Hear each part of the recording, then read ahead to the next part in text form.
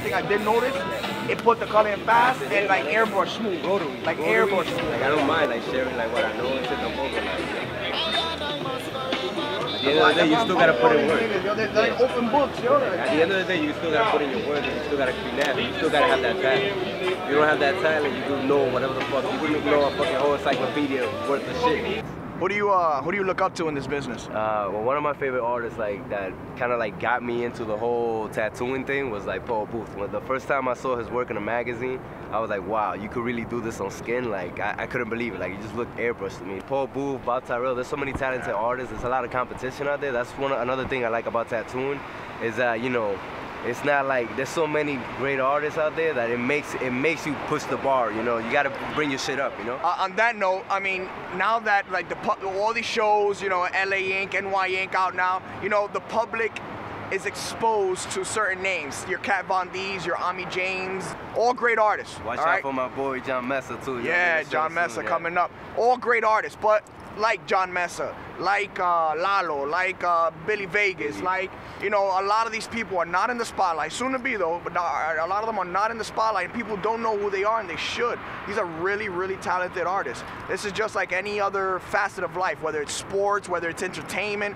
anything. We have our celebrities as well. Just a lot of them don't, you know, they kind of shy away from the camera a little bit.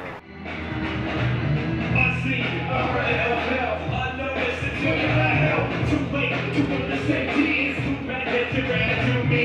Just in case you just didn't know, just didn't ask me or just say, oh, yo, don't lay low, but now it's my time. The man that made the mind, the bonds. What it is to be dead high, I guess you forgot that you just won't stop. You watch it like the radio clinic. We wrote it back because we don't fit it. This is second nature. We ain't trying to hate you. We just want to make you bounce and put your fists. Not the hip hop, you sound like this.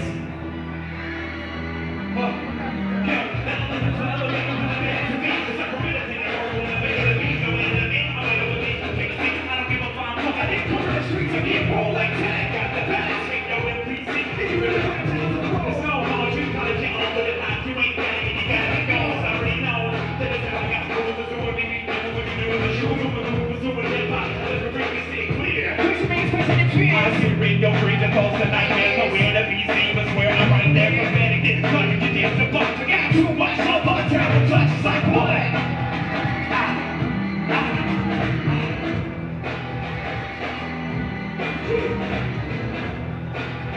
Oh, where you about to go? But it looks, you know, I mean, you caught it real nice. Let me tell you something. You know, you guys are artists. You guys tattoo artists. Hey, Learning, one thing, from one artist to another one, yo, the eyes are everything. You know, once you master eyes, you could make anybody look at your piece and say that shit's beautiful. Because you think about it, as human beings, we're naturally attracted to facial features. We could see two, over medium eggs and a strip of bacon and say, oh, that's a face, it's crazy, and be attracted to it. Because we'll try to pick up facial features anyway. The moment you master the eyes and maybe a nice soft nose or something like that, you will bring everybody into your piece. You have what it takes to be a bad tattoo artist. You just are not, you don't know how to convey that to the skin.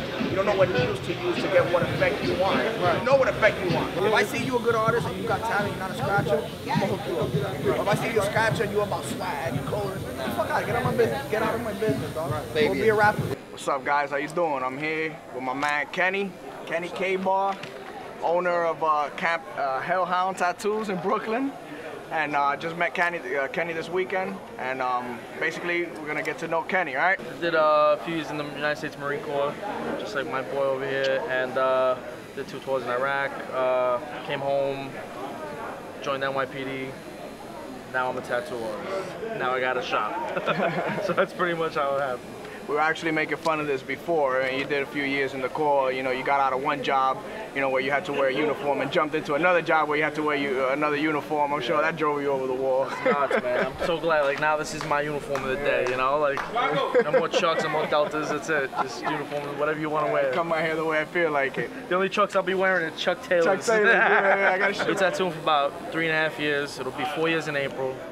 I've kind of had like a fast-paced apprenticeship, like 2 months, kind of like learn a little bit off some people, and then I just jumped into it and try to keep learning from different people all over, you know, everybody that influenced me, artists, internet, you know, YouTube's great. You know? I think that's mighty humble of you to even mention that you own your own shop, but yeah, you're still learning. And, you know, I kind of like to preach to the people that, you know, no matter if you're a good tattoo artist or not, you know, you will always be taken to school by somebody. It's like, now that I have a shop, it's pretty much like I get to have a school where I get to learn off those people, you know what I'm saying? Because it's just like, these guys are working 10, 15 years in, and I'm learning every day. You know, every day they tell me what I'm doing wrong, or I see what I'm doing wrong, and that's the only way you grow as an artist, or just as a person in general, because how else are you gonna learn? When you're the best in your mind, where else is there left to go? You know, there's one thing I like to just bring up. Very few tattoo artists, actually, let me rephrase that, bring their wives along on their trip. I like that you get her involved in your business. That's pretty you know, dope. we met, I tattooed her. Nice. That's how I gave her first tattoo, and like, I don't know how many we have now, but you know, I fell in love, you know, and you know, but we come from the same place, been there, done that, you know, like you jump around, you know, I'm ready to, she's the one I want, you know, she's the one I found, and she's actually helps with the shop. She's my other half, you know, like when you're busy doing your thing, you don't want to be bothered with other people. She's there doing what she's got to do. She takes the bull by the horns and does what she's got to do, you know, that way I can relax and learn and tat, you know. I like to ask artists basically what are their pet peeves as far as customers. What's one of your top pet peeves? I think my top, this is going to be, I mean, I don't know if many people say this, but the tattoo shows have screwed up people's minds. They think they could do a whole back piece in 12 minutes. That's one. Another thing is when they tell me what I gotta do, like, oh, I want a black and gray piece, but throw some white in there to bring it out. Like, it's I gotta tell a mechanic to turn the wrench like this, to tighten a wrench, a bolt or whatever. It's like, dude, let me do my job. You just bring me the idea, you know? That's well, what do you see yourself a few more years from now? Are you planning on opening up more shops, or actually trying to go more of the individual artist route? You know, like, considering 3 years ago I was fighting crime in New York City, like 3 years from now, I want to be able to be as successful as I am now, because from what I see, there's a lot of competition out there that, like, they're either up here or they're just not competing. So I want to stay and go as high as I can. Otherwise, there's no hope. What do you like to do more? Realism, black and gray, color? Well, I think my niche is kind of the portraits, realism, black and gray. Specifically, that's what I just won an award for, and yeah, it's the third place for arm sleeve, and that's it's got pretty much all portraits, so that's cool. My boy Cheeks let me, you know, just pretty much practice every day. Some of them were not finished by me or not started by me, but I pretty much did all the portraits on there. Look at this. Look at all these portraits. Look at the intricacy in them. Gorgeous.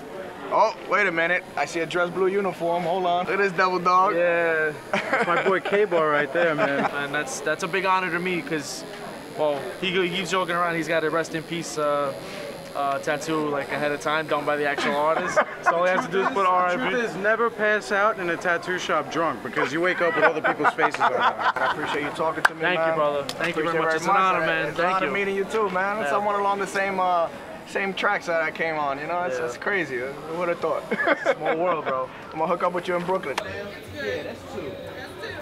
Oh, I don't know much. So, you don't know much, but you know that was a touchdown, right? yes, I do.